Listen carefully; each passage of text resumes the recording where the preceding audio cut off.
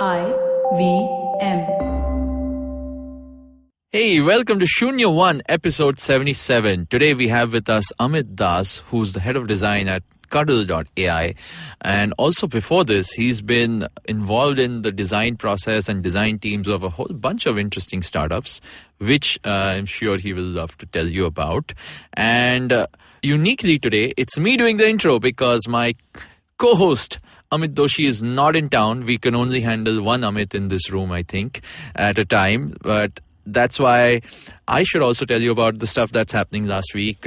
Since we spoke to Sanket, there have been some feedback on our Slack channel.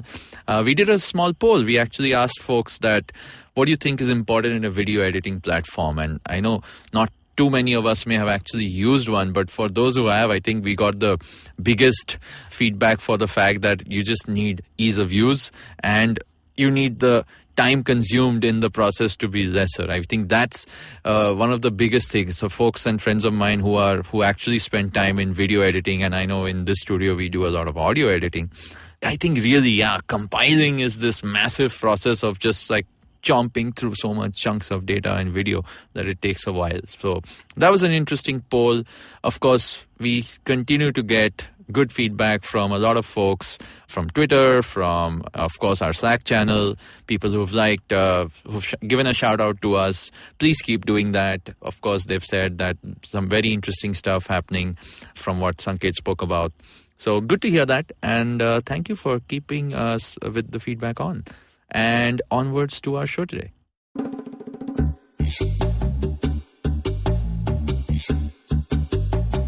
All right, we are here with Amit Das, who's our guest for the show today. Welcome to the show, Amit. How are you doing? I'm great. Thanks for having me over.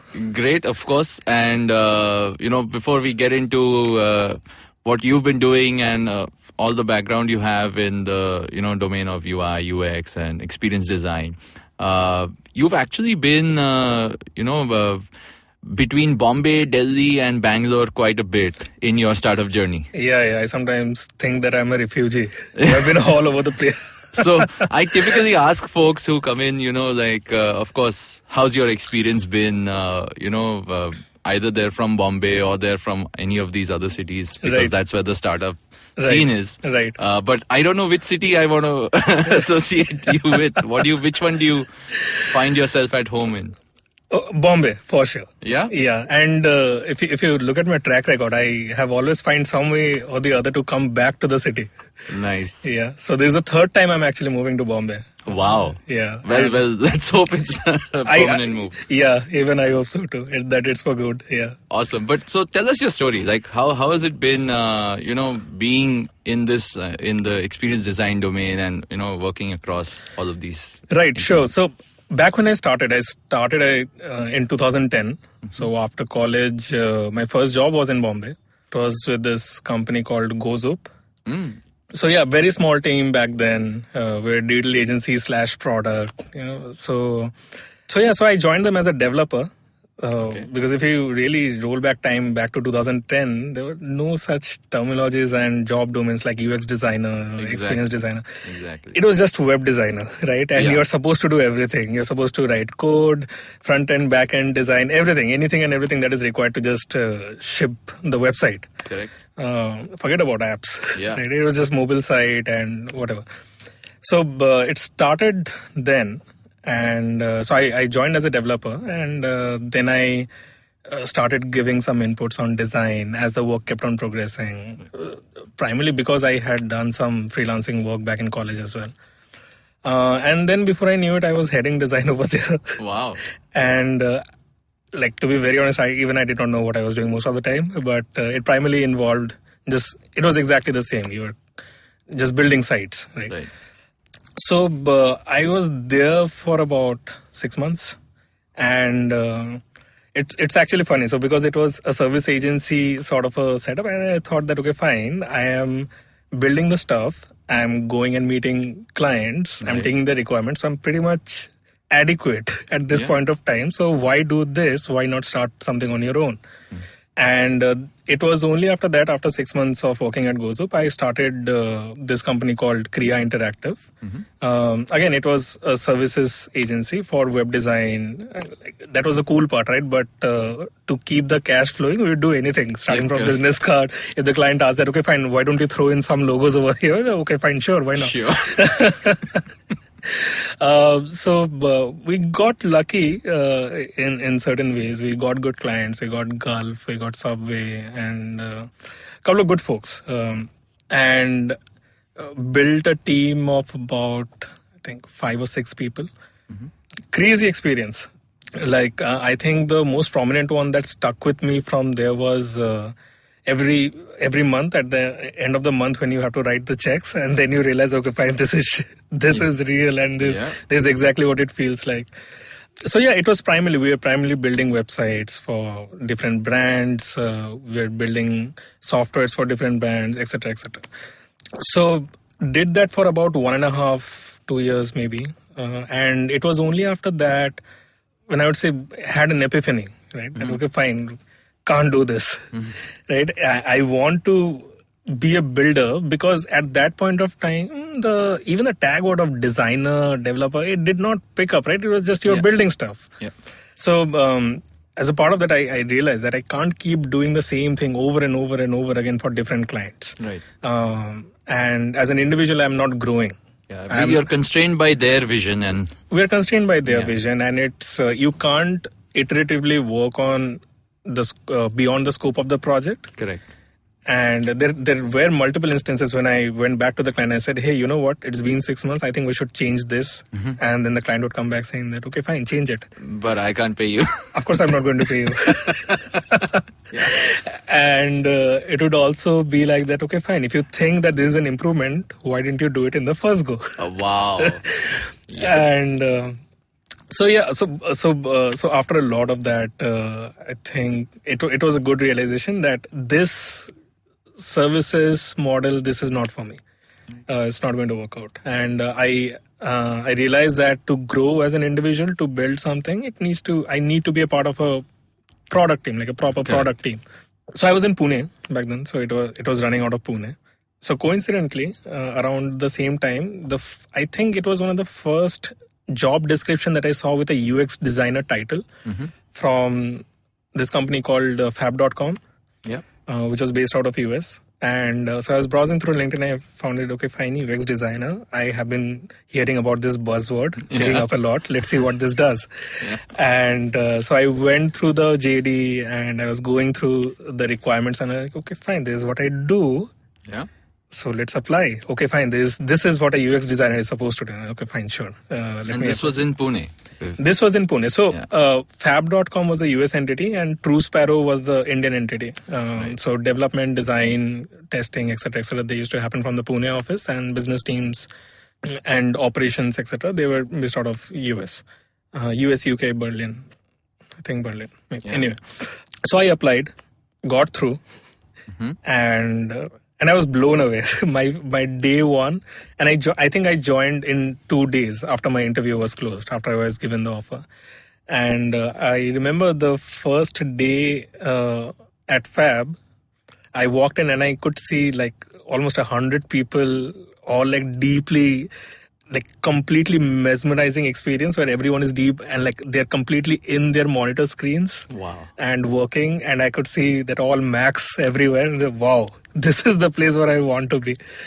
And so that's how Fab happened. And it took me some time, to be very honest. It took me some time to get a hang of how products work.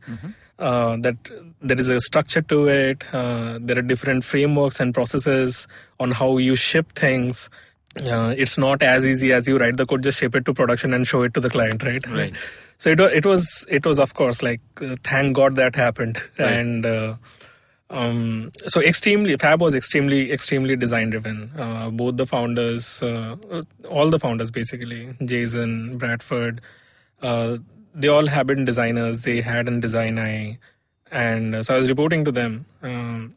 So for the first few months, because of my development background, I think for the first 2 months or so, I was basically doing emails because I joined in September and it was holiday season kicking in the US. So I was designing emails, I was writing code, I was scheduling the campaigns, I was writing backend. So that was my job. Nice. And I felt at home because I knew that, okay, fine, this is what I have been doing and now this is what it is. And as we kept on moving forward, so I realized that, okay, fine, now this is done. Now let's start focusing more on user-driven design as like there are multiple different buzzwords floating around, but so start speaking with user, take their input, like put it back into the design, start quantifying design as well. Like we had analytics in place. So in retrospective, I think I got lucky. I was fortunate actually to have been exposed to a bunch of these things so early on that, okay, fine, you need to, like you can measure stuff. Back then we did not focus much on how can you quantify design, but it was like, okay, fine, you can quantify successes inside the product. Right. And Fab was actually, uniquely, that team in Pune, I think, was, one of the very few teams in the country at the time. Even working on a mainstream product in India, right? So very few folks actually had a office here, and it was one of the primary offices for the it was a primary like development office, and the way we could validate it that every time a layoff would happen, Pune team would be unaffected. Wow. So it was great. Like the fact that we are so focused on design, it reflected. So we won a couple of Webby awards. We used to get featured by Apple very frequently. And some also argue that it might have set out the design tone for e-commerce websites and apps, probably moving forward. It was one of those early platforms which really set the tone. So great experience. So I think I was in Fab for, again, almost 1.5, 2 years. And what happened was that I think I was done with it in a sense that, okay, fine, e-commerce design, check. Okay. What else? So I was like, I'm inherently very curious. And so early on, I did not want to just go very, very, very, very, very deep and spend a lot of time in one kind of product. I think that's how I was thinking back then. Because I was aware of the fact that of course, this is not going to be something that I would want to do for the rest of my life. Right. But I enjoyed every moment of it. And I wanted to see more. I wanted to explore more. And so with of course, Fab did not turn out to be very well in the following years, but whatever time we spent over there, it was amazing. Right. Actually, I think the like you said, the core principles for that team they were doing a fabulous job. You guys were doing a fabulous job. I think the business is what sort of went in another direction. Yeah. But were you there at that time, or did you move out? No. I was there. I think during the sale, the sale happened in February. I think I moved out in Jan.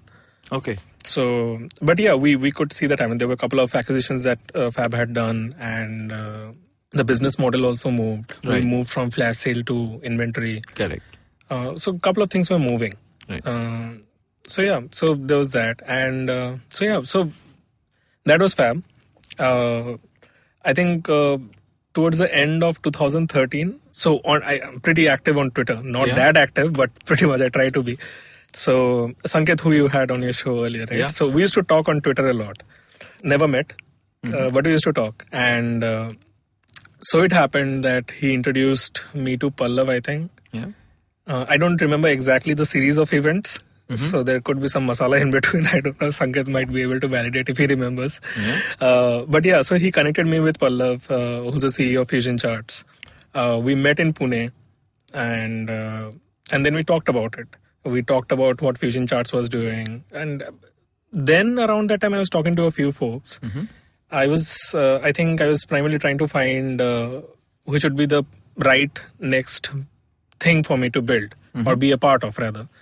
Right. And so when I met Pallav, he introduced me to the world of data visualization and data. And frankly, before that, I did not know ABCD of data visualization. Right. But when I spent a good evening with him, and that just blew my mind. And then I was like, holy shit, like this is the thing that I want to be a part of. Like I want to do this. And like I can, at that point of time, I could imagine myself doing it for the rest of my life. Yeah. And so I think we hit it off. We had good conversation through the evening, and then we continued talking. Then I interviewed with them, and then then I joined FusionCharts. Yeah, and that was a whole different kind of company because it was literally their product was the design. Yeah, absolutely. Right? Yeah. So I joined FusionCharts. That's when I moved from Pune to Bangalore. Your first move to Bangalore. My first move to Bangalore. First and only. So I moved there. I worked with them for about a year. I think one of the stalking experiences that I had with FusionCharts was there was a huge difference in the cultures of how you run building a product for B2C versus B2B. Correct. Yes. And while I was coming from fab.com, where everything is crazy fast, you're always going to find yourself in a firefight every day. Right. And everything is moving so fast. Everything is getting validated on a day-to-day basis. FusionCharts was a complete contrast, right? And I think I was too young back then to appreciate it. And I thought that it is too slow for me. Like one release in 4 months, 5 months, nah. But that's actually interesting for B2B, right? Absolutely. And that's exactly what I'm saying. So I was too young back then to even appreciate that this is required. Yeah. Like this is absolutely necessary. But again, I was too young, right? In my defense. Yeah. And but I loved working over there. And like Pallav and I are still good friends. Right. To an extent that it was a handshake depart. I told Pallav that, you know what, too slow. He said, I'll make it fast, then you have to come back. I said, okay, promise. Nice. And even today, every time we meet, every time I'm in Bangalore or he's over, every time we get a chance to meet, and I think we geek out on data visualization day in, day out. Right. To an extent that Pooja, his wife, or anyone who's around us, they'll part away. Within 15 minutes they'll part away. They'll start walking backwards. Yeah, fine. This is not for me. Huh? Yeah, like you guys continue. We'll catch up.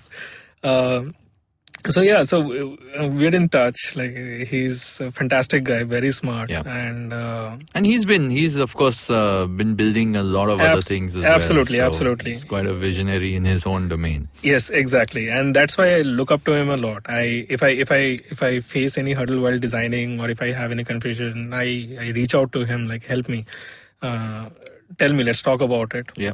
We get into debates, argument, but it's fantastic. Like right. I think that relationship is fantastic.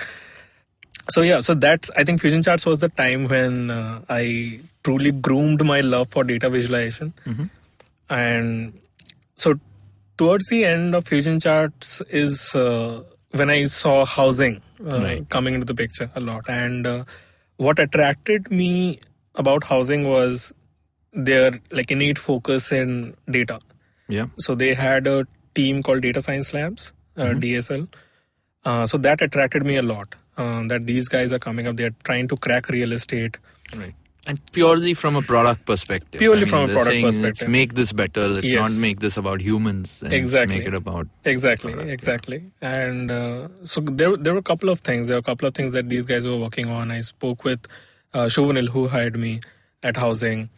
And it was a great conversation, and I thought that, okay, fine, whatever I have learned so far, I have worked on transactions, e-commerce, I have worked on data, FusionCharts, I know how to design and build stuff from the experiences from before, and then I thought that this is the right place where I can put everything together and take it from there, right? Yeah. So it seemed like a perfect place.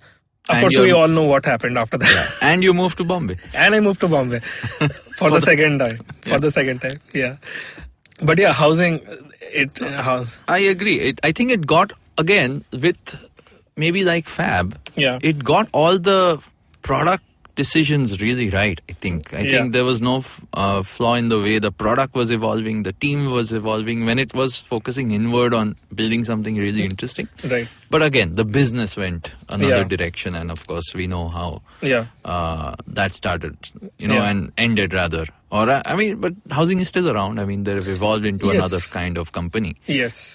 But I think the core tenets you put in place. I think even today housing is in good hands. I before moving to Bombay this time, I kept having good conversation with Dhruv, who's the CEO of Prop Tiger. Correct. Yeah.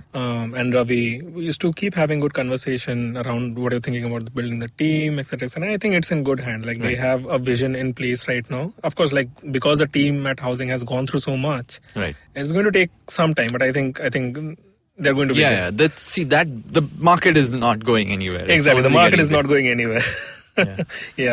So housing happened. It was great because that was the first time when I got to lead a team of that size. Side note, one of the worst mistakes. Really? You think so? Even looking back? Yes, I think so. Okay. Because see, what had happened was I feel that we spread ourselves too thin. Right. We wanted to do everything. Right. We wanted to have a counter product for Airbnb. We wanted to have a counter product for P2P flat sharing and so on and so forth. Right. How that impacted the product teams, etc., is that because we had to scale too fast. Right. And you had to. So, did you compromise on hiring, or did you? I mean, what were the top 3 things you think which went wrong in the kind of stuff you were doing? It was distracting. Right. I'll tell you a couple of things. So, the design team went up to, I think, a max of 50-55 designers, which was, I think, still is the largest design team that any Indian company has built. Yeah. And we were not prepared for it. Right. After that, every time I have been a part of different companies after that. We be very cognizant of the fact that if you are planning to scale, we have to train the people who are there right now to handle that scale, right? Correct. So I think at housing, I still believe that we could have done better, but we went berserk and we started hiring everyone, top cream designers of India. We started hiring everyone. We started calling up everyone and we hired a bunch of folks. But we did not look at business, that how is that translating into what these people are going to do? Right. Or how are their work going to impact business? How can they have a visibility on the stuff that I'm working on right now? Right. This is what it is moving. And with a slightly smaller team, it's fairly easy to give that visibility. With a team of that size, it becomes incredibly hard. Right. And so one, I think we were not prepared for it. Of course, there is another way to look at it that... if I'm talking to you right now, I can tell you that I have gained experience at managing so many people. Right. But if I just turn the table from those folks who we hired as designers, they might have the point of view that, we did not know what to do. The stuff that we are working on, we don't know how it is contributing to the big picture. Yeah, there was no focus. There was no, I guess you were just growing too fast without a proper agenda or structure. Right. And for the most of it, I think housing, for whatever reason, it got into controversies and there was a lot of media. So I think coming to work every day was more distraction than the real work. Right. So, and it hit a point from where personally I thought that there is no coming back from this. Yeah. Right. So I think, but overall, on the good side, I personally got to work with fantastic fellows, fantastic designers, and everyone.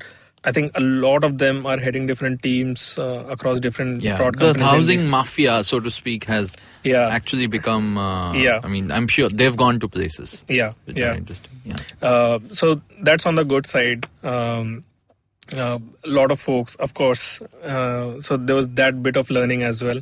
Right. On top of that, I also learned how to design for real estate. So that also came under my belt. So check. Wow. Interesting. So towards the end of 2015, I started talking to Rahul. For listeners, Rahul Yadav was the founder, right? And we started talking, and he showed some interest in. I think he did some US visit with Azim back then, and I think there was this idea floating that data visualization is the next big thing, right? And that's exactly when we started talking a lot. So during my tenure, I did not get to interact with him much. So after work, I would visit him, we'll meet over some drinks, and then keep on talking about, okay, fine, can we do this? Can we do that? And then we started talking about intelligent interfaces. Correct. That was actually a very interesting idea, but it, again, didn't really go anywhere. So, so personally, the story is like this. So it was something like that we wanted to build something closer to that during my FusionChart days. Did not happen. Okay. So when something more data-centric came in front of you, like the idea of DSL at housing, so that attracted me. After that, when Rahul and I started talking about this, and then I was sold. Like, okay, fine, you're building this, let's make it happen. I'm ready. Right. So I was like squealing like a little girl. Okay, yes, let's do this. And so that's why I did not even finish my 1 year at housing. Oh, wow. Right.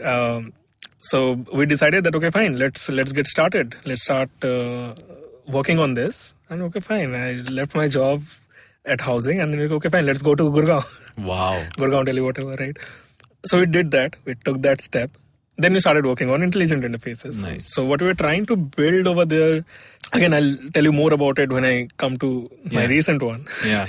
So what we were trying to build over there is sort of think about it as the name suggests, right? An interface which is very intelligent and it's meant for folks who are super duper busy.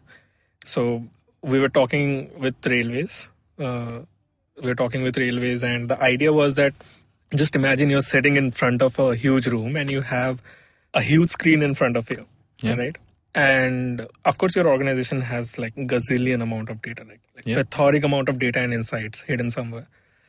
What would otherwise take today weeks and months for someone to go through it, analyze the data, and give you a bunch of reports? Can you surface that? Like just by using a voice command, right? Or just typing a simple question, and that's it. And that was the core idea. And the objective was, so again, Rahul being Rahul, me being me, right? We thought, okay, fine, let's glamourify it first while building it. So we said that, okay, fine, you know what, like simple prototypes don't make sense. Let's put in the big shit over here. So we said, okay, like get us big screens, like 30 feet screens, right? That's where the data is supposed to be. That's how it should be visualized. And we were envisioning the holographic designs from the movies like Iron Man, Minority Report, and all of that. Like that was the vision. And we started prototyping. I started designing few mock-ups for those, started looking into data. That, okay, fine, these kind of data is going to be really helpful for, let's say, someone at a chairman level in government and so on and so forth. So that happened, and fast forward 3 months, we closed shop. Wow. So you've been at the forefront of a lot of these. I mean, again, as a takeaway, beyond the experience personally, I'm sure, this is what a designer is for. Thinking big, thinking creatively, thinking without boundaries, right? But what's your take on the fact that all of these things were maybe ahead of its time, maybe wrong place at the wrong time, or what was it? In all honesty, that did cross my mind, and that maybe it was ahead of its time. Right. Because we still don't have a product like that coming out of the country, right? There were the couple of personal agendas over here that we need to, there needs to be a tech-only big product company out of India. Yeah. Tech only, right? Not ops, not anything else. And could this be it? Right. And I reflected back and I saw that, okay, fine. I wasn't really thinking with that grand vision in my mind that this is what I'm heading towards, this is what I want to be a part of. Right. But rather, it was something like finding true love for me personally, that, okay, fine, I want to make data look good. I want to make this consumable. Correct. I want people, there is a lot of insight in all the data that get produced by the day. And if there is anything that I want to leave the country with or the world with. Spoken like a true visionary designer, yes. And so it should be this, right? So, And all of these experiences, right? And I think I would say, lucky to be at the forefront of all of this, because I took those jumps. Right? I consciously took those jumps that, okay, fine. Like, I don't want to just be with one kind of idea, and I'm just exploring. Even I don't know what my niche is, right? What is the product that I would want to build for life? Right.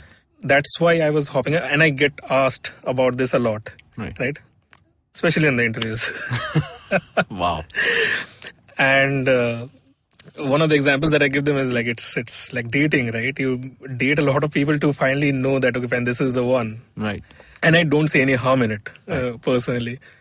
So there was that. And so before or after or during the phase of I spoke with Nishit, who was one of the co-founders at Fab. I just called him up one morning and I told him that this is how it is going. What do you think? Should I move? Like, general advice, right? So Nishit told me, see, like, it's very simple. If it works, it's great. If it doesn't work, you have a good story. Yes, and you get to tell it. I think you get to tell it. I say, fair enough. Sure, let's jump. Yeah.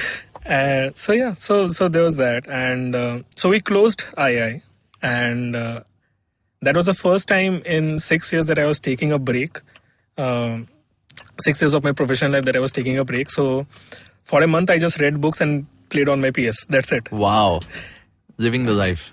Yeah. So, and then one fine day I was like, okay, done. I can't do this anymore. I need to get back to work. Right. I don't think I hit even 30 days. Like, I think it was three weeks. Then I started talking to a few folks. And so it happened because we had just moved to Gurgaon, right? And I saw myself using UrbanClap a lot. Right. For cleaning, for different kinds of services, carpentry, electrician, etc. And so I'm a huge believer of dog fooding, right? Eating your own dog food. Right. And I was using that app a lot. And I know this app is shitty. The services is awesome, but the app is shitty. It can't be so bad. It should not be so bad. Right. So then I got connected to Abhiraj, who's the CEO, and then we started talking. And there's a funny story. So during one of my interviews, I told one of the folks that, hey, you know what? I really understand that you're a startup. Maybe you were not able to afford a developer, but I really think you should get a native iOS developer. Right. And then they said, no, this is native. I was like, oh, okay. So then it is really bad. You need help. But yeah, fantastic set of founders. I think one of the sharpest founders I have worked with till date. Goes to show that they're actually doing, well, they're one of the folks who survived in that space, which also blew up for a bit. Yeah, and hands down, like, all the credit goes to the three founders, Raghav, Varun, and Abhiraj. Like, and of course, you can empathize with me over here, right? So from housing, and everything else, and then when I moved to UrbanClap, and I did not leave any chance telling the three founders that you have no idea how much I appreciate the three of you.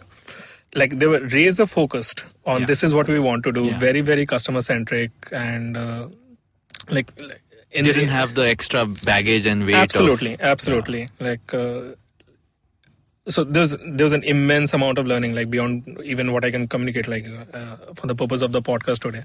So I love the team over there. I love the founders, and so Abhiraj likes to tell the story that Amit came. He told us that you need help. Right. You need me, so I need to come in. That's not technically how it happened, but so I joined UrbanClap, built the team over there, the design team, and so then we started working. Was there for about 2 years, solid 2 years actually. Yeah, and I think that was your longest stint. That was my longest stint. Yeah. Even Abhiraj was surprised. Yeah. So when I told him that I'm planning to move on, and you're like, so longest, right? It's been a while. I think it's been a while. I was expecting it. But yeah, I think in one way I think I'm quite fortunate that I still have good terms with everyone I have worked with in the past. Right. Like, even till date, I get to speak with someone at UrbanClap almost every week. Wow. That's nice. sometimes with reference checks or hiring, all of that. But yeah, like it's I keep giving them feedback. We keep talking, so it's amazing. It was fantastic. Those 2 years. Not commenting about the city as much. I hated living in Gurgaon. Wow, and that's caused you to move back to Bombay for the final time. For your latest venture, which we will take a break and come back and talk some more. But I want to pick up on that Gurgaon, last bit of Gurgaon feedback also. Right. All right. Okay. Hello. Welcome to another week on IVM Podcast. If you're not following us on social media, please make sure you do. Please. We're IVM Podcast on Facebook, Instagram, and Twitter. This week on Cyrus Says, Cyrus talks to business advisor and sommelier Cecilia Oldenay. Cyrus learns some wine etiquette and they do a wine tasting on the podcast. Vartalab is back with a brand new season. Akash and Naveen sit down with producer Janam to recap some of their favorite moments from season 1 and give you a glimpse of some of the fun new conversations they have in store for season 2. On the Pragati podcast, Pawan and China expert Manoj Kewal Ramani dispel major myths about China and the Chinese government. On Pesa Vesa, we have a festive special episode with Hansi Mehrotra, who gives some truly valuable advice on how to make better financial decisions. On the latest episode of Crocs Tales, tune into the last 2 parts of Story 9 featuring a bully, a coward, and a girl with a neat twist. And guys, remember, we need you to spread the word about podcasting. It's one of the most important things you can do to help us out. Let your friends know if there's a podcast episode that you like, that you think that they would like. Please do spread the word. And with that, let's continue on with your show. All right, welcoming Amit back after hearing that very interesting story of so many different sort of roles and products you've been a part of, where the startup or the business actually went in a whole different direction. But it's amazing that all of these guys, while, much respect to every single founder. I know how it is to run a startup and close a startup personally as well. So it could happen for a bunch of reasons, right? But you being sort of in the core team or in the central team, which sort of looked at whether it was the consumer product, whether it was the business product that you were building, do you see the impact you made on users and how do you quantify the change you could impact on the product from a user point of view? Like whether it was at housing, whether it obviously at UrbanClap, which is doing great, and all kudos, like you said, to the founding team and the team at UrbanClap. How do you, as a UX designer, beyond your personal learning, right, for everyone listening also, like how does a change in design or a small iteration or a small upgrade result in something quantifiable? Right. So and then, of course, we want to hear about Cuddle.ai, which is sure, where you are today. Right. So there are 2 parts to it, actually. Right. So the first one is, because if you think about this evolution, rather, in the Indian startup ecosystem, about how the function of design came in, right? It came in as a buzzword very early on. And it was actually non-existent. I remember the same years which you're talking about. For a lot of us who maybe were exposed to good design, we felt the lack of it. Right. But a lot of folks who were natively starting up, they didn't feel the lack of it because it didn't exist. Right. So the first is that people understanding that there is this void over here, right, that needs to be filled, and there needs to be a separate function for it, which is design. Now, I personally do not have any bias on it because I do not come from a design background, and like Morcha Nikalo design, that, right? But it started becoming very evident. So over all the years, I could see that I could contribute to some of it. That, a function of design is going to come in and put customers or users in the front pedestal for you. That this team or function is going to be the voice of the user. Now, what does that mean, right? It essentially means that you're building product, which is typically, with most of the startup, it's very inward focused. That, okay, fine, everyone will have an idea and a way, like plethoric amount of ideas, right? I want my product to do this, I want my product to do that. And then this function's job would be like, whoa, no. Like, hold on a bit. You know what? All of these ideas are good. Let's see which one is going to be more impactful. Right. And then also questioning that, like, forget about impact with new features and new product ideas, etc. The one that we have already, how are our users or customers already feeling with it? Can we do something to make that better? right? So I think a function like that needed to exist. Thankfully, it does today, to be the forefront speaker representing the customers or the users. So that is the first one, and which we typically call it at having a seat at the table, right? You are at an equal par with the other stakeholders in the company, and then you debate and fight out, okay, fine, like this is why we should do this or not, and so on and so forth, and which will eventually translate into the year roadmap, quarterly roadmaps, and then sprints, and then to executionable tasks, etc., etc. Right. So this is the first one, I think. So this is where I was able to contribute with these respective companies.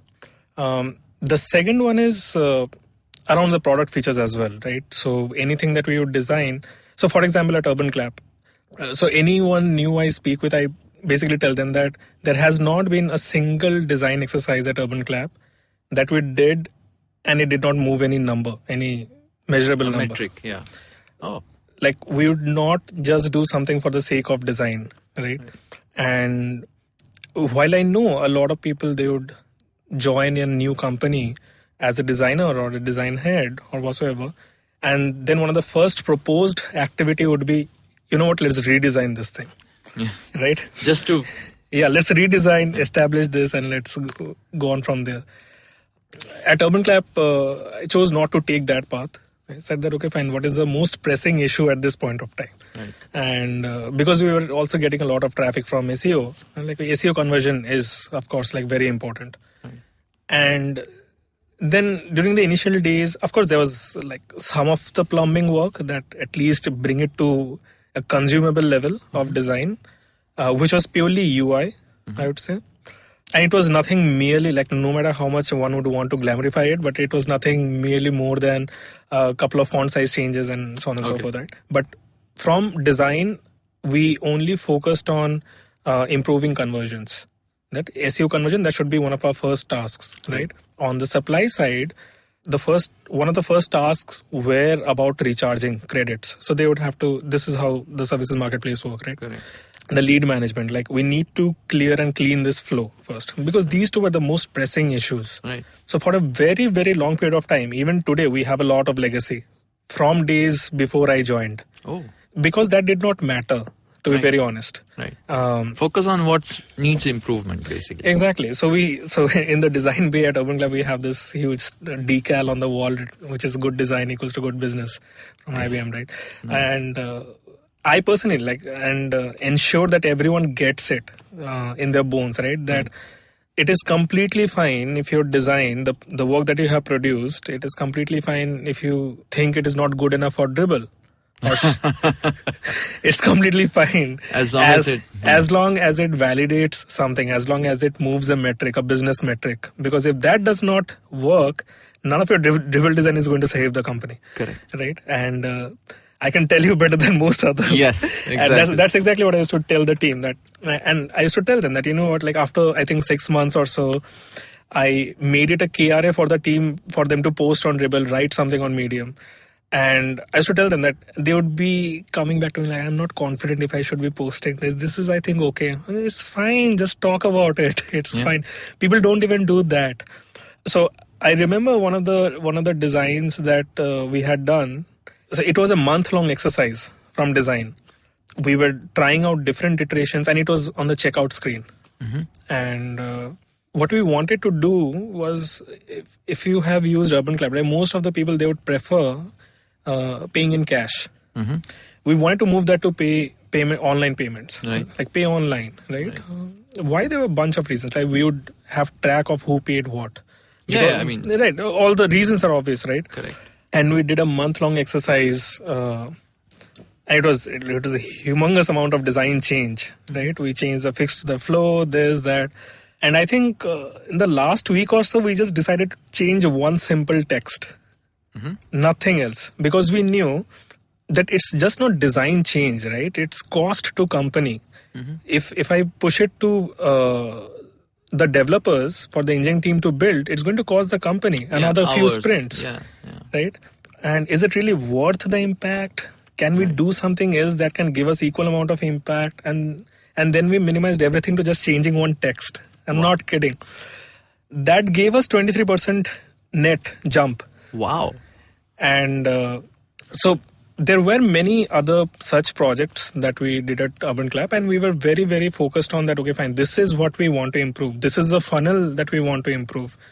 And every design activity is going to get derived from there. Nice. So this is exactly how we used to operate in the design team, or like at a product company level as well. Right. And that's very important. That's something which now, especially given all your experiences, you believe is something crucial to making the whole thing work together. Yes. The simplest design is invisible, right? Or something. There's a statement like that. Yeah. People throw out statements like that. They really can't appreciate the work that has gone behind it. Correct. To reach that, we had to go through 1.5 months of design exercise. Correct. Which I had a hard time justifying, but like someone at the end of the sprint was like, oh, if we just had to do this, we could have done it in day one. Correct. But you don't know until you iterate through that whole process. Exactly. Right. So, so the first one was the seat at the table and setting up the expectation of what needs to be asked from this function as a whole, right? And then the second one is that whenever you're building or being a part of any product, at least from my perspective, I have tried to quantify as much as possible that we'll only design first for impact, then for our own dribble pages. Yeah, because like I have been an ardent believer of quantifying things. Right. Like to an extent that everything should be quantifiable, everything should be measurable. If it's not measurable, we are not going to work on it. Right. It's futile attempt, right? So how did that translate to what you're now building today? And is there all of these things put together and going back to the II story as well, what does Cuddle do? And what's the future? Okay. So let me back up a little bit. So someone introduced me to the folks at Cuddle. They had just started building the product almost from scratch this year, January onwards, I would say. And then when I learned about it, when I saw the first website that they had, I spoke with Natwar, who's the CEO, and I already know this. And so it was, I think, less of an interview and more of, okay, fine. You're doing this. Do you know you can do this? How we are doing this? What have you done in the past around this? This seems to be a trend with you. Like you're always trying to go tell other people how to do their job. I don't know how to take this, but but at Cuddle they were trying to take an approach that we never thought about before, right? So. And I'm like, this can be done like this. Like, why didn't we think about it before? And then I'm like, okay, of course, because you are Fractal guys, more smarter, right? Of course. And then I started learning more about them. So Cuddle is one of the incubated products out of Fractal, Fractal Analytics, which has been around for, I think, 18 plus years now. Right. So inside Fractal, we have services, data analysis, data analytics services, and we have, I think, oddly 30 plus product teams inside Fractal. Wow. The core moat being AI, right? Every product is driven by AI. So Cuddle is one of those products. And so that's, so what Cuddle does is, so just, again, on very similar lines, imagine you're the CEO or a regional head, country head of, one of these like Fortune 500, 150 companies, right? So I'll talk about one of our customers. So for example, Mondelez. Mondelez is the parent company of Cadbury over here, right? So we are live with Mondelez as well. And so just imagine the amount of data that gets generated by the day. So personally, even I did not know that this is the amount of data that gets generated by the day. So they will have data to an extent where you'd know that this 5 rupee Cadbury is on shelf number 2 or file number 3, and there is this much, and it is beside an audio packet or it is beside another. Really? Yeah. Okay. I didn't know retail had that depth of visibility. Yeah. Or, I mean, it's like the holy grail of retail, right? But is that sort of being achieved here? Yes. So what we wanted to do was that today, and it is exactly as it stands today. So today, if the country head, the national sales director or anyone, they want to take a business decision for India or for any one of the sub-regions, let's say Bangalore or Bombay, should I put in a new discount? Should I promote this? Should I have a new variant or something? Any business decision, right? They look at data. What happens today is they'll hire an army of data analytics.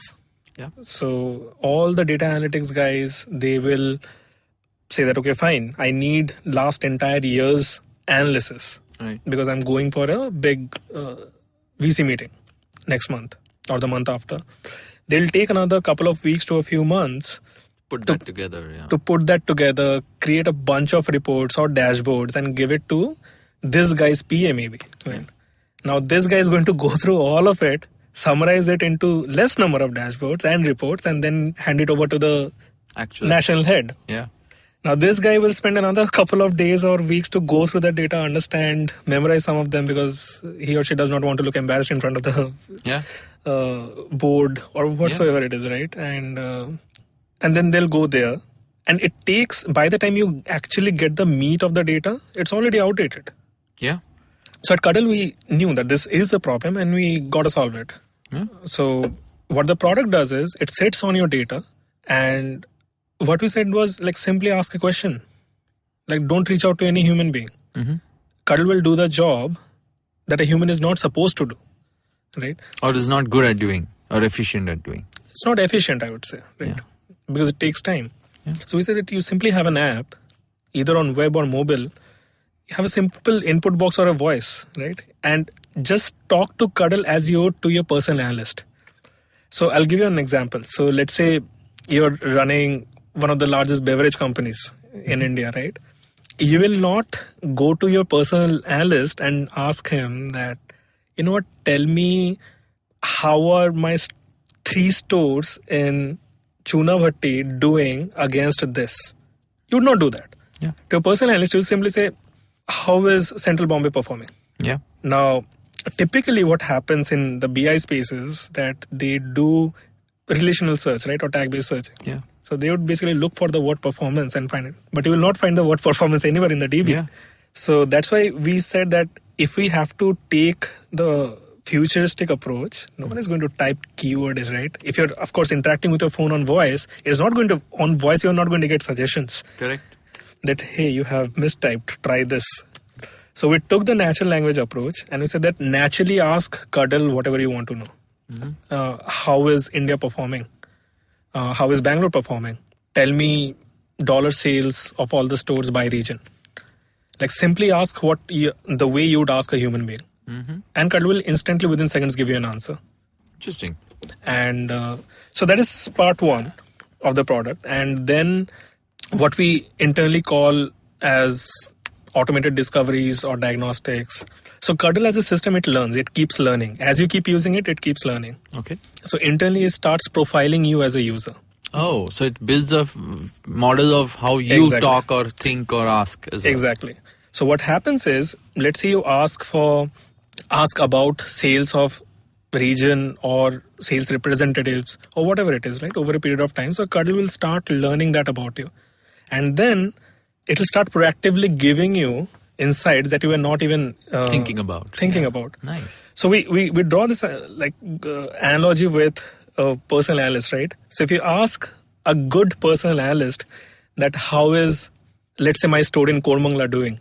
Yeah. A good analyst is going to come back to you and say that, hey, you know what, it's going good. It has 15% improvement in sales since last month. And I'll let you know if there's anything else that comes up, right? Probably.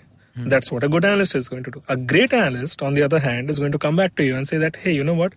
We had a 15% MOM, but there was a burn of 3 CR because we had run a regional discount in 3 stores because of some festivities. So you should not really be asking about sales. You should be asking about P&L data. Yeah. So that's what a great analyst is going to do. It's going to give you insights that you did not even think about asking. Right. So at Cuddle, we are doing some of it, but that's something that we are heavily focusing on. So as you keep using the app, we simply say that keep asking for information as it comes to you, right? Whatever you need. You don't need to memorize anything. Right. You don't need to carry around a bunch of dashboards or different tools or whatever. Whatever you need, keep asking. Cuddle is going to give you an answer. And this is all running on real data, real-time data. Yeah, it depends on the data that the client has. And it's unstructured data, right? I mean, every client is different. How do you manage that? So we have processes around it. So before implementation, before we implement anything on their cloud or ours, we do that testing. Like so we have a particular format in which we take in data.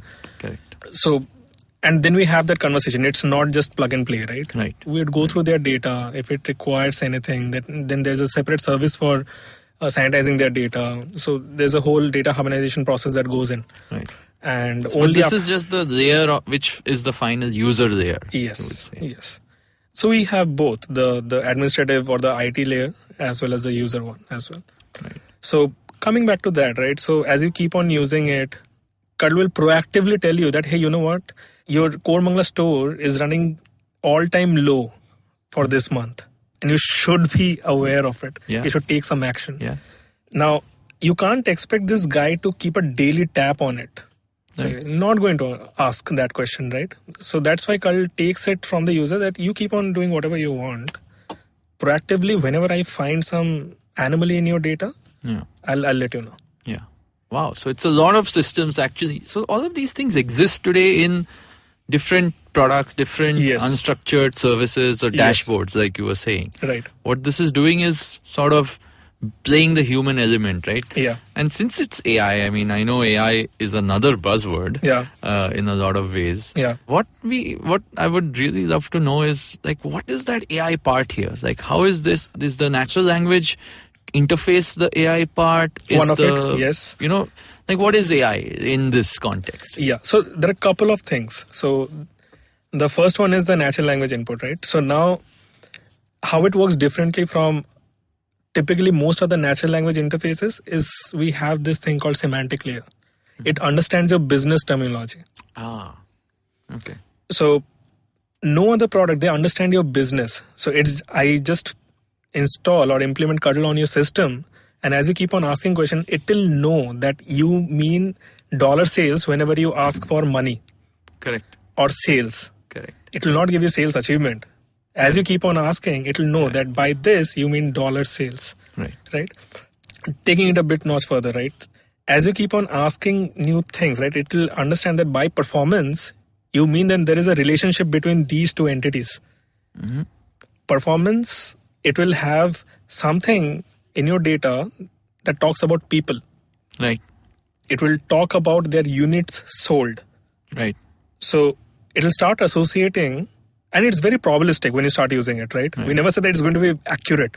Right. The system keeps on learning. Correct. So it will start making sense of, okay, fine. If you mean, let's say, New York, it will take the city, not the state. Correct. Okay. Oh, interesting. Right. And as you keep on using the system learns about your business. So, and everyone's interactions will be different, and their data sets will be different, of course. So all of this will. Yes. So this is. And this is one part of it, right? And I'll give you another example just to close on this. So let's say you ask for like daily sales of my Core Mangala store. Okay. Now, because I know about the domain and most of the others can envision it, you'll typically see a line chart, a trend line, right? Because you ask for daily sales. I'll simply see a line over there. If I say, okay, fine, daily sales of Core Mangala by sales representatives. Mm-hmm. Now you added one more attribute over here, right? By sales representatives. Stack chart. Probably. Yeah. You don't know. The system does not know at this point of time. So what typically happens in any dashboarding solutions on the planet is that they'll have someone to build those dashboards for them. Correct. Right? They'll say that, okay, fine, for a page like this, put this chart, this chart, this chart, this chart, and you can have alternate visualizations or whatever options, right? Over here, we are trying to go towards the direction of semantic aware data visualization. So it will understand whatever you're asking for, it will pick up the best visualization that is suited for it and throw you just that. So we don't want the user to, worry about if it's going to be a stacked column, is it going to be a Sanket chart? Is it going to be a table? Is it going to be a line? Is it going to be an area? No. You want this information. Our job at Cuddle is that you will get that information. We have an internal benchmark, which is that anyone and everyone in a business context, they should be able to understand or get the answer within 5 seconds. Okay. Wow. Now just imagine if you have a multi-series donut chart. Someone is just going to look at it and go, oh, wait, let me look at this first. Or a multi-stack area chart, whatever it is. Chart, right? So the way we try to do this is that on this semantic layer, we'll include this as well. It will understand what the user's intent is, and then I'll show the visualization accordingly. Nice. Now, the other thing is that visualization typically, and it's decades old, right? The whole realm of data visualization and all of that. And I think it is time for us to move beyond that. Whenever we talk about data visualization, instantly jump into a line chart or a column chart. Or some other chart, right? Like, some dashboard. Yeah, but it's not true, right? You're basically visualizing some data, some quantifiable data, some numbers, some text at the end of the day. Yeah. There is no written rule that it has to be in this form, right? So we take that approach. So if someone asks for this, we have a separate widget for it. Separately customized for it. Nice. And so on and so forth. So it's all semantic aware. So it understands from the intent of what you asked, what you're tracking maybe, and whatever I want to tell you, and whatever you see is going to be unique for you to understand the data in the least possible amount of time. Awesome. Wow. So it's actually coming full circle in a lot of ways where, more data, more interfaces and more dashboards used to be the thing. And of course, even in places like FusionCharts where you've done like so many kinds of data viz as a tool, as a product, to less is more of sorts, right? And this is also a design trend. I mean, it's also the minimalist design trend is also something. Yeah, it holds true and false in multiple cases, right? So there was this less is more discussion that I was having with someone, I think last year. And we've been looking at some dashboard. I don't even remember what.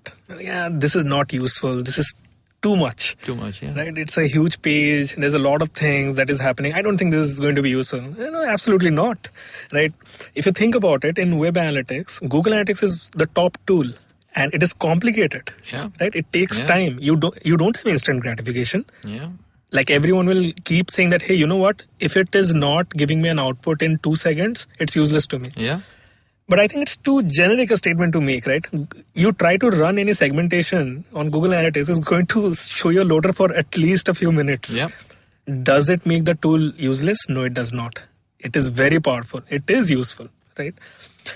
So less is more. I don't necessarily believe in it. But I think it's heavily contextual, like the context that you're talking about. Yeah, it depends on who you are, what you need. Exactly, what is required for your job, right? For the users that are using your product. Yeah. Right, perfect. Wow, so this is a very interesting sort of, new path now after all the different check boxes you've had in your time. But again, this is of course going to be, Cuddle is going to be, I mean, it's a whole different direction. When it comes to AI and when it comes to minimalist interfaces, which is another thing, right? So in the 8 odd years of doing design, now you also spoke about voice as an input. So even that's a whole other design methodology, right? It's no longer just what it looks like. It's literally it's interfaceless. Yes. So where do you think all this is going, and what do you see in the next versions of? Do you think everyone will start suddenly building products which are interfaceless or just ask a question or AI driven? Is it applicable everywhere? I think you answered it sort of. It's not. It's very contextual, but we do seem to see a lot of it all over the place. Yes. So I have a couple of perspectives over here, right? So most of it was new to me. Mm-hmm. I think the only thing that I was aware of was the business context of what the kind of problem that Cuddle was trying to solve. Mm-hmm. But before this, I had never designed for voice. I had never worked on a product which is built on AI, right? And which is learning, right? And you can't be constrained in your design. That was new for me. For example, if you're building a dashboarding library, then it's constrained, right? I'm giving you with all the components, so many and charts. the developers can pick and modify whatever. In our case, everything has to be generic. Yeah. Right? Because you have no control. There is no defined data structure on the kind of data that the client is going to throw at you. Yeah. Right? So everything has to be very Lego brickish, very modular, and very, very generic. So a bunch of these things, they were new to me. And is it going to be adopted by a lot of companies? Probably, yes. Yeah. We know that voice is picking up. Right? Yeah. It has good amount. It has fairly gained a lot of market share in terms of input. But people do need to understand that in what context is voice fitting in, right? Right. You cannot just have a mic button on your input box and expect people to start using it. Right. It needs to fit in your overall journey of the user, that if they are going to naturally be inclined towards using this or not. At Cuddle, it makes sense for us because a lot of these business decisions, meetings, they happen inside the meeting rooms. Mm-hmm. And we don't expect people to open up their laptops and then start asking questions or be on phone asking these questions, right? So we want to integrate that in the meeting room setups as well. Go paperless, go laptopless, just start talking to Cuddle, right? And it'll give you answers, right? Now, the tough part is voice input and textual output is very easy. How do you give a voice output on data visualization? Yeah. Right. So there are a lot of things to solve. A lot of things to solve. A lot of non-trivial things to solve. Right. So that's what gets me excited over here. Now, moving forward, where do I see this going? From design perspective, one. So if I reflect back, 2010, 11, 12, right? If you really think about it, we kept on hearing that something like UX is going to hit India. Yeah. Yeah. We kept on hearing, and then it hit. Yeah. Now, in retrospective, I can also see that a lot of our design decisions, a lot of our design philosophies were derived heavily from the West. Right. Because over there, they picked it up fast, and we got hit by that wave, right? And then there are no resources, right? There is no one to go to, and okay, fine. What does it mean? Like, I personally face that problem a lot. Right. Now I'm happy that we're doing this in India. Like, of course, we have offices all across, but I'm happy that Cuddle is being built out of Bombay and Bangalore, like other places, but coldly set up in Bombay. And I personally have this hope that we have the potential, we have a good amount of room to be thought leaders in this domain. We know that voice is going to hit, like as a big wave. We know that AI is going to hit big time. ML is going to hit big time. A lot of people have started integrating those things as technology pieces, but that large wave did not hit yet. Right? And then designing for these, like how do you design for voice, right? It's not just voice input and making some nice GIF about the loader. How do you properly solve things around voice, right? How do you properly solve or design for AI and so on and so forth? How do you solve for data visualization on mobile? Yeah. Like, I don't know of a single company on the planet right now that has cracked data visualization on mobile at a generic level, right? Yeah. Everyone is desktop focused and all of that. Correct. So I personally think that this is a very, very beautiful time. I think we're sitting on a gold mine, that we can be thought leaders, because the wave has not hit yet, but we know it is growing somewhere, right? But not from the country. Right. So that is where I see the opportunity from design perspective. Awesome. I mean, and of course, India has its own nuances with vernacular, with so many other domains, and I think voice is really interesting there. I know, like the folks at Google and everyone's using voice mainstream. So there'll be a lot more. So for sure to come. Thanks so much for spending time to explain this to us. I think all of our listeners who are in the startup space now know that design is definitely something they need to consider and be relevant about. But the new stuff is going to be interesting, where you'll actually spend months and months on a project, and in the end it'll literally there'll be no actual UI to show for it. It'll just be some change in the back end. Right. And how people do things. But very cool. Amit, where do folks, you said you were active on Twitter earlier on, where do folks talk to you, and maybe where are you available to answer questions about design? So I'm pretty active on Twitter. I'm at Godgeez, GODGEEZ. Awesome. Do you want to tell the background of that? No, I'm too embarrassed to do that. Okay, maybe you can ask him one-on-one. Yeah. And of course, we do have a Slack channel. So for folks listening in who don't know, please go to ivmpodcast.com/Shunya One and ask to join the Slack channel. We'll send you an invite. And Amit's also going to be on there. Yeah. And where are you guys looking for folks on the team? You want to do a shout out? Yes. So for anyone, of course, like if they want to have any kind of visibility on how we actually work, we write on Medium. So we're at again. Either you can follow me on Medium at @GODGWZ Godgees or at Cuddle Design, CUDDLE-design. All the team members, they write about the work they're doing, and it should give folks out there good amount of visibility on how we work. We are always looking for good product designers and researchers. And and like the way I try to talk to people is that while you're doing that job at Cuddle Design team, the team, all of us will make sure that you do some of the best work of your life. So, yeah. Awesome. Thanks so much for doing this. Yeah. Thanks for having me over. Thank you. Great.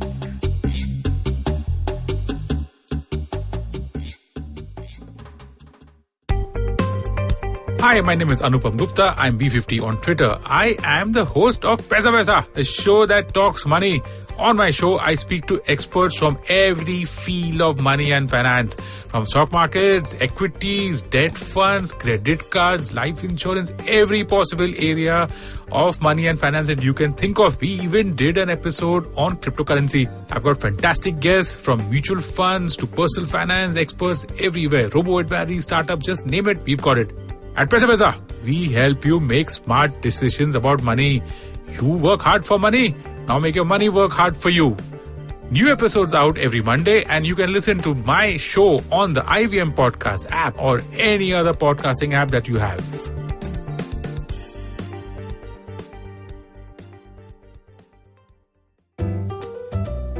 Give me a word. या कोई भी line. कुछ भी हो सकता है यार. क्या कहा आपने? टोपी. Okay. Mohan Joshi hated wearing topis. He felt suffocated in them. टोपी पहनते ही उसे स्कूल की याद आती थी. Where of course he had no choice but to wear a टोपी. वह जिस दिन पास आउट हुआ, उसी दिन उसने अपनी टोपी का bonfire बना दिया. And since then, he'd never worn a cap or a hat. ना कड़कती धूप में, and not even to बचो from the ठंडी. But from Monday 26th February, Mohan Joshi had to wear a topi all the time. Why? Because if he didn't, everyone around him knew exactly what kya soch raha tha. They knew that he was wondering how the girl in the yellow churidar would look bina kapde ke. They knew when he was calling the boss a sadela tomato. They knew everything. पर ये सब हुआ कैसे? अरे भाई, यही तो story है. और ये स्टोरी आप ही ने मुझे दिया by giving me the starting word. यही तो है The Croc's Tales. Words आपके, कहानी आपके लिए. Catch the stories on Monday and Thursday on the IVM website, app, and anywhere you get your podcast from. See you soon.